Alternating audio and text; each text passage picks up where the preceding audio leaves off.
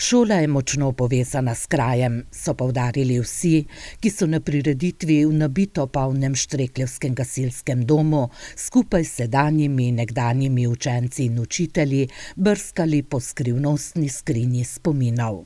S tem, ko je v kraju šola, ko so v njej otroci in se dogaja, to pomeni, da kraj tudi živi in v nasprotnem, če šole ni, če bi jo ukinili, potem kraj umira. Leta 1888 zgrajeno šolsko stavbo so med drugo svetovno vojno požgali, na njenih temeljih pa so takoj po vojni zgradili novo, večjo šolo, ki ima od leta 1958 status podružnice osnovne šole Semič. To je edina podružnična šola, ki je ostala v semiški občini, v preteklosti jih je bilo veliko več. Večkrat so bile težnje, da bi zaradi izenačitve pogojev in iz ekonomskih razlogov šolo zaprli, a krajani tega niso dovolili. Pouk v majhni šoli v kombiniranih oddelkih ima več prednosti kot slabosti, so prepričani nekdanji učenci Štrekljevske šole, ki jo je obiskovala tudi semiška županja.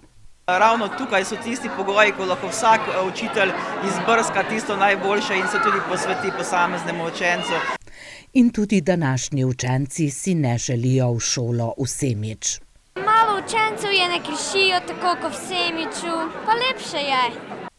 Opisujejo svojo šolo na Štrekljevcu.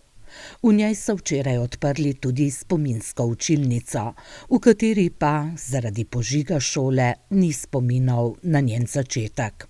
Odnesli so ven res samo tisti zaboji, v katerih so bile šolske kronike, in to je vse, kar nam je ostalo iz tistega obdobja. Tako da vse, kar je tukaj v tej spominski učilnici, je iz obdobja po drugi svetovni vojni.